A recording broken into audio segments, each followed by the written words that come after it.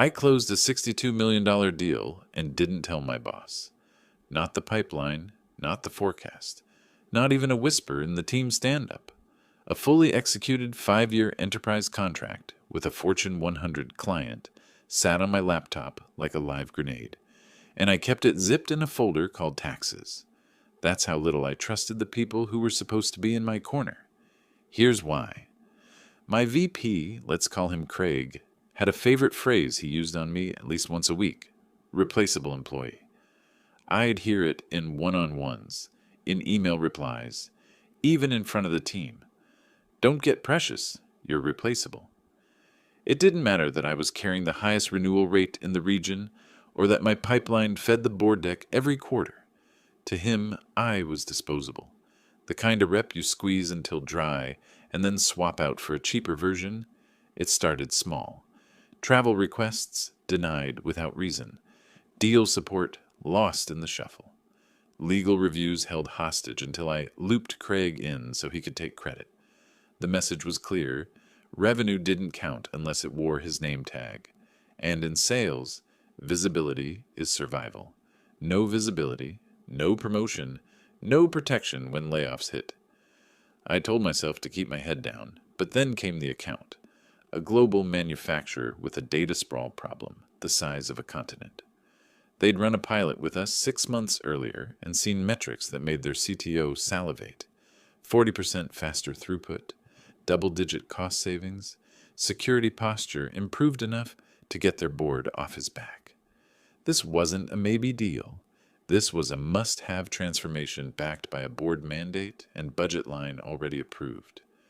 Normally, I'd loop Craig in early, share the excitement, let him parade it in leadership calls.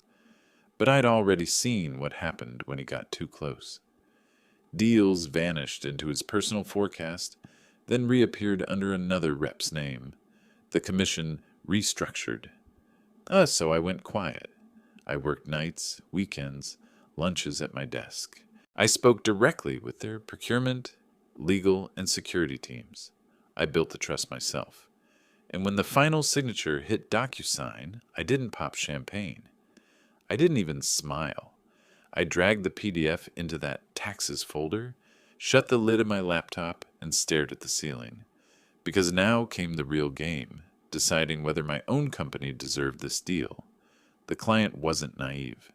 They knew how politics poisons sales orgs. So they'd added a clause, 2 sentences buried in the side letter, that made the contract unbreakable in a way my boss would never see coming. Continuity of representation, meaning I had to remain the steward of the account for the contract to hold. If I was reassigned, the client had the right to reroute the entire engagement through a channel partner of record they'd already vetted, which is exactly what I set up. A trusted partner, escrow agreements, commission routing that bypassed internal games. If my company tried to cut me out, they wouldn't just lose me, they'd lose the 62 milers entirely. But before I pulled the pin, I wanted proof. I wanted to see in black and white whether I was truly replaceable to the people around me. So I ran an experiment. I asked for help. Nothing dramatic, no million-dollar asks. Just the kind of basic, everyday support any rep should get without a second thought. A $1 to $800 flight approval to visit a client site. A 2-line red line for a non-disclosure agreement. A standard SOC2 compliance packet our security team sends out a dozen times a week. I documented everything, who answered, who ignored, who laughed, and as the denials piled up, so did my resolve. I realized I was holding not just a contract, but a mirror, and soon the whole company would be forced to look. When you want to know who actually has your back, don't ask them for a miracle. Ask them for something small. That's how I tested my own company, while a $62 million contract sat zipped in a hidden folder. I didn't need fireworks. I needed to see whether anyone around me could be trusted with the bare minimum. The first test was a $200 flight approval.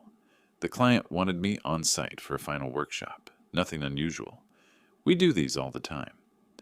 I sent the request through Concur, flagged it as board-mandated client rollout, and CC'd Craig, my VP. 20 minutes later, the request came back declined with a note. Too high. Push virtual. Virtual, the client's CTO had specifically said, if you're not in the room, don't bother showing up on Zoom. So I escalated to travel ops. The rep whispered on the phone, look, we can't override unless Craig approves, and he said no. Sorry. Strike one.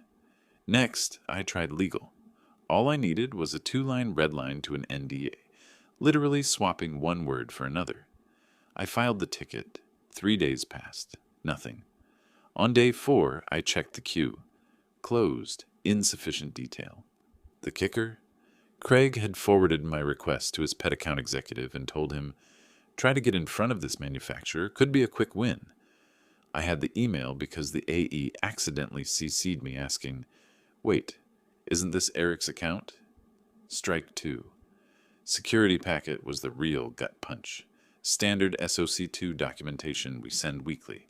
I pinged our InfoSec team.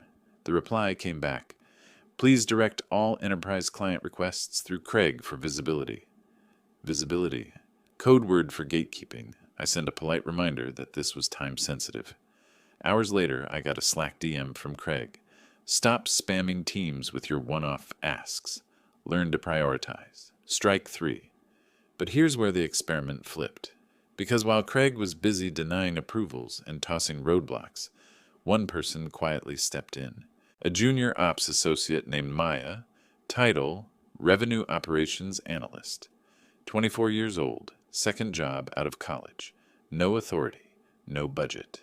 She saw my SOC2 request stall in the queue, pulled the documents herself, double-checked the version numbers, and sent them directly to me at midnight.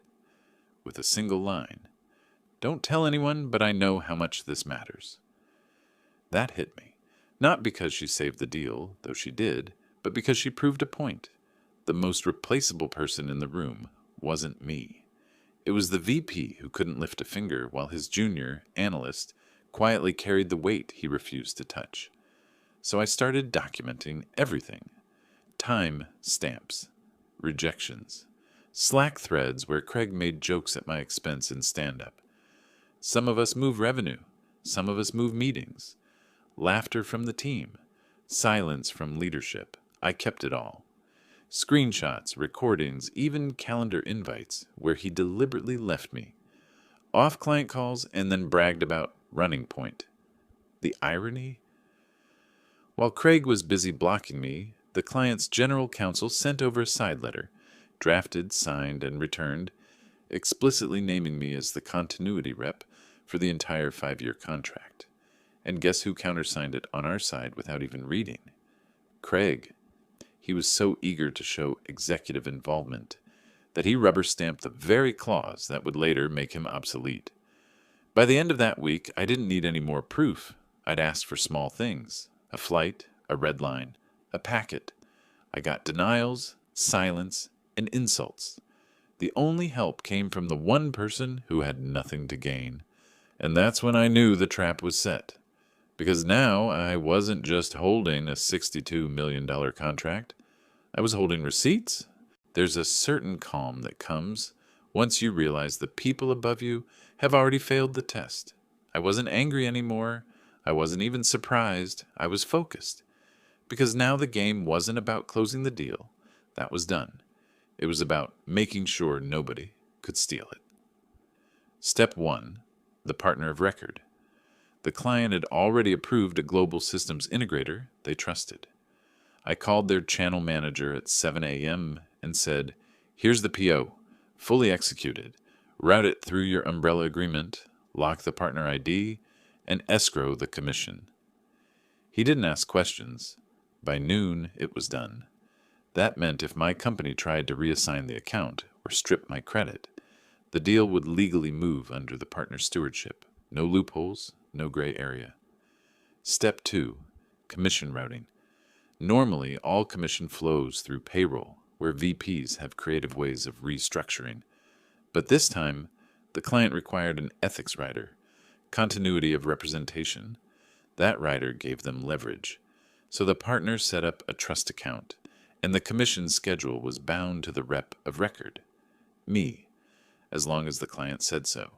If my employer tampered with it, they wouldn't just anger me. They'd breach contract with a Fortune 100. Craig, of course, had no idea. He was too busy trying to mark his territory. The first move he made was reassigning the account for visibility. He sent an email to leadership. Given the size of this opportunity, I'll be reallocating to a senior strategic AE who can handle enterprise scale. He copied me as if I were a child being told recess was over. Except the client's side letter was already signed. When legal reviewed the reassignment, they flagged it immediately. Continuity clause prohibits AE reassignment without client consent. Translation: Craig's power grab just bounced off the wall I'd built. He tried again during the security review. That's always crunch time. The client wanted every certification, every pen test, every control listed. Maya and I worked nights compiling a bulletproof packet. Craig intercepted the ticket and forgot to forward it. 2 days later, the client pinged me. "Where's the SOC 2? We can't move forward without it." I smiled, because this time I had options. I uploaded the entire packet through the partner's secure portal, CC'd the client, and logged the timestamp.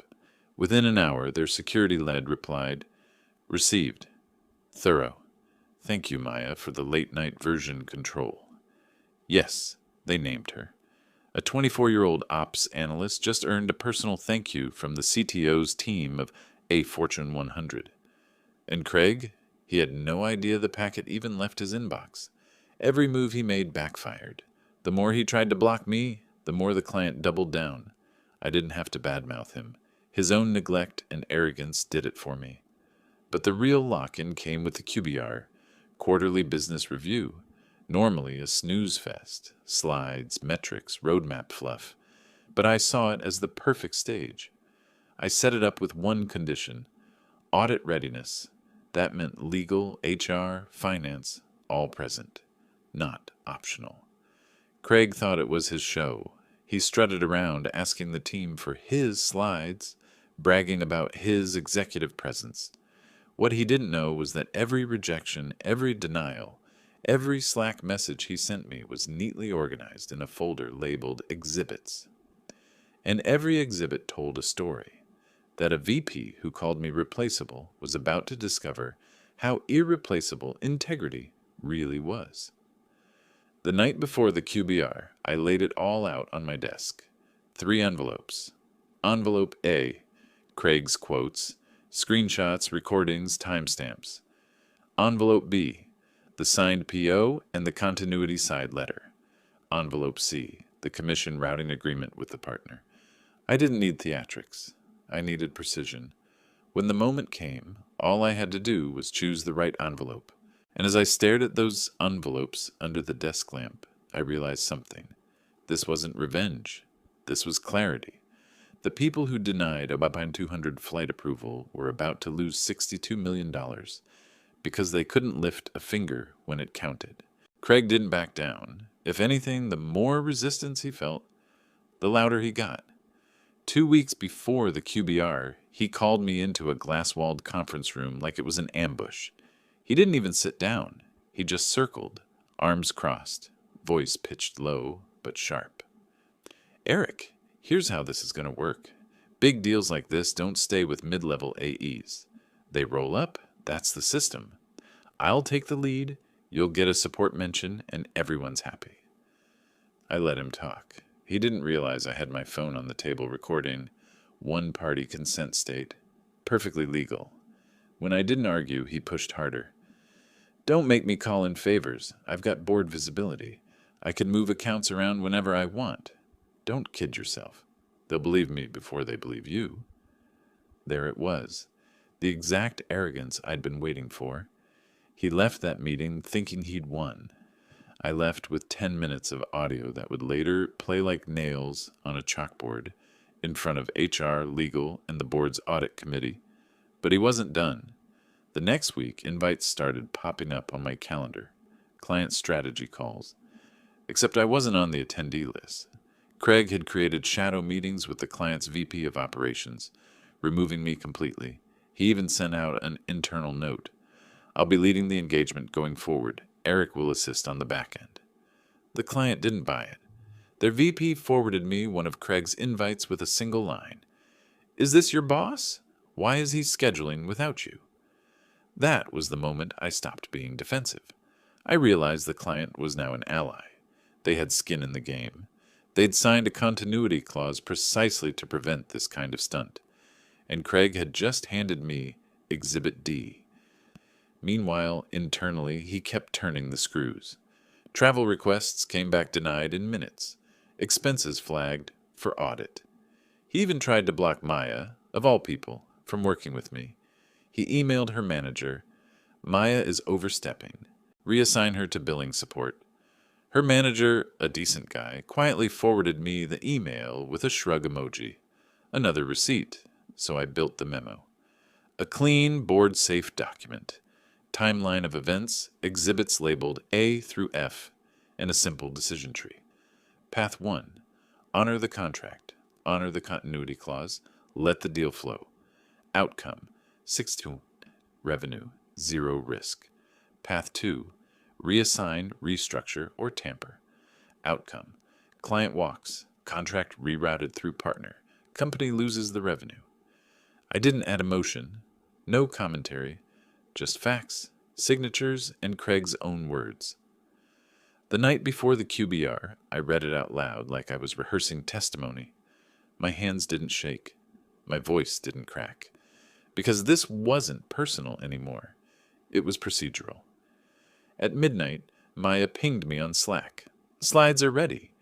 Added the client thank you letter. Figured it'd land better if leadership sees my name directly. That's when I knew I wasn't alone in this. She wasn't just helping. She was betting her reputation on me. And I was betting $62 million on her. The QBR agenda hit my inbox at 7:03 a.m. the next day. Craig had plastered his name across every slide. Craig Simmons, executive sponsor. My name? Buried on the last page under Account Team. I printed my 3 envelopes. A, B, C, quotes, P.O. plus side letter, commission routing. Slipped them into my briefcase. Walked into that boardroom with nothing but calm. Craig was already at the head of the table, tie perfectly knotted, grin plastered like he was about to announce his candidacy for office. He tapped the projector remote and said, Let's kick this off, team. 62 million reasons to be proud. And that's when the pressure cooker really started. Because what Craig didn't know, what none of them knew, was that the client's VP had agreed to join for exactly 5 minutes, just long enough to answer one question. And the way he'd answer it would flip the entire room upside down. The QBR started like any other. Stale coffee, bad pastries, and a PowerPoint Craig treated like his coronation. He strutted through the first 20 slides as if the numbers belonged to him. Revenue impact, projected ARR, client commitment. All said with the smoothness of someone who thought the audience was already sold. He didn't notice the way legal scribbled notes. He didn't notice HR shifting in their seats. He didn't notice me sitting silently at the side of the table with a locked briefcase. Slide 21, client strategy. Craig leaned on the table, smiled at the board members dialed in, and said, This client trusts me personally to lead the engagement. I've already begun steering executive conversations. That was my cue. Actually, I said, calm and even, the client asked me to join every call. It's in the contract. Craig froze for half a beat. Let's not get into semantics, he said with a laugh that didn't land. Continuity is important, of course, but let's confirm that. I tapped the table. The door opened and the client's VP of operations appeared on the screen. 5 minutes, exactly as promised. Good morning, he said. Quick clarification before I jump. Our board approved this engagement contingent on Eric remaining our account steward. We also extended operational authority to Maya in revenue ops. If either of them is reassigned, we'll redirect the contract through our partner of record. No exceptions. Silence. The kind of silence that makes every throat clear sound like thunder. Craig blinked, mouth open, then tried to recover. Of Of course. Eric's done great work. I'm simply ensuring executive oversight. The VP cut him off. Oversight is fine. Replacement is not. Thank you. Click. He was gone. 5 minutes. Enough to flip the room. I reached into my briefcase and laid envelope A on the table. Craig's own words. Transcripts. Audio snippets. Screenshots. His voice saying, "Big deals like this don't stay with mid-level AEs. I'll take the lead." His Slack message. "Stop spamming Teams with your one-off asks." His email about reassigning Maya to billing support. Envelope B. The signed PO and the continuity side letter with his signature at the bottom. Legal's eyes widened. They flipped pages, highlighted clauses, whispered to each other. Envelope C. The commission routing agreement, locked to me via the partner trust. Finance went pale. They knew what it meant. Try to tamper, and the money reroutes outside the company entirely. It wasn't a speech. It was procedure. Facts stacked on facts, each one undeniable. Finally, I closed my briefcase and looked at the CEO. The client is ready. The deal is real. The only variable is whether we honor our own commitments. HR spoke first. "Craig, we need to step outside." He protested, tried to spin, but the weight in the room was immovable. 2 people escorted him out, his tie still perfect, his face drained. Then the CEO turned to me. "What do you need?" I'd rehearsed this part. No hesitation. Maya gets promoted. Spot bonus, 50,000. My team gets back pay for the hours we spent covering gaps. And all approvals. Retroactive. Effective immediately. Silence again, but this time it was a different kind. Agreement. The CEO nodded once. Legal added, all enforceable. Finance scribbled numbers. HR typed into their laptop. By the end of the QBR, Craig's name was erased from every slide. Maya's was added in bold. My flight approvals, expense reports, and red lines were cleared in bulk, and the board had a single line in their minutes. Continuity clause enforced. Client secure. Walking out of that room, I didn't feel triumph. I felt release. For the first time in months, I wasn't carrying $62 million alone. The contract was no longer a secret grenade. It was a shield. But there was still one more chapter. Because after the dust settled, after Maya's promotion letter hit her inbox and Craig's badge stopped working, I had to decide what came next. Stay in a company that had called me replaceable, or cash my retention package and choose my own exit. 6 months passed before I made my move. By then, the 62 members deal was live. The rollout had hit every milestone ahead of schedule. The client's board sent a thank you letter directly to our CEO, and in it they called out 2 names, mine and Maya's. That letter hung framed in the lobby for every visitor to see. Craig's name was nowhere. Maya, now senior manager of revenue operations, had a team of her own. She'd taken that $50,000 bonus and used it to pay off her student loans. She told me once, over coffee, "I thought I was replaceable too." Turns out the only people who think that are the ones already afraid of being replaced themselves. As for me, I stayed just long enough to cash the retention package. They'd thrown money at me after the QBR to keep me from bolting, half paid immediately, half vested after 6 months. I took every penny. But loyalty can't be bought, not after what I had seen. Because the truth was, nothing had changed. The culture still rewarded politics over performance. HR still whispered about visibility. Other VPs still protected each other while calling reps like me expendable. Craig was gone, but his shadow wasn't. So when the partner, the same one who'd safeguarded the deal, called and said, "Our client wants you as executive advisor. Same account, bigger scope, full autonomy," I didn't hesitate. I wrote one last email, not angry, not bitter, just final. To the board, thank you for honoring the continuity clause and standing by the commitments that made this engagement possible. The client is thriving, and the team members who chose integrity, especially Maya, have proven what real leadership looks like. As agreed, my retention package has vested.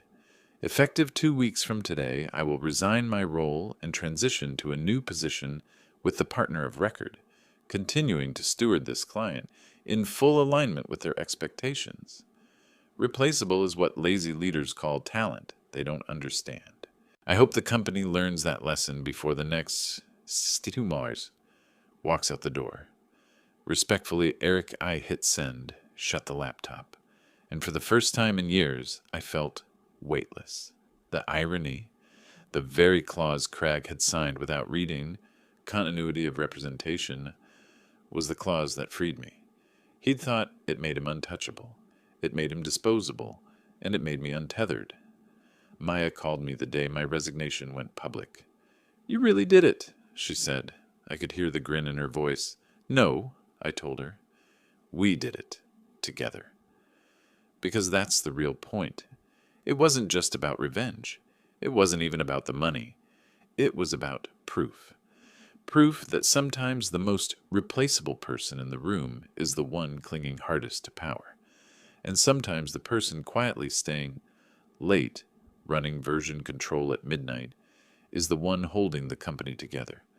6 months later, sitting in the partner's office, I walked into a client meeting with no badge to swipe, no VP to appease, no politics to navigate, just a team that valued results over credit, and a client who finally got what they paid for. That's how a replaceable employee closed a $62 million deal, protected it from being stolen, and walked away on his own terms.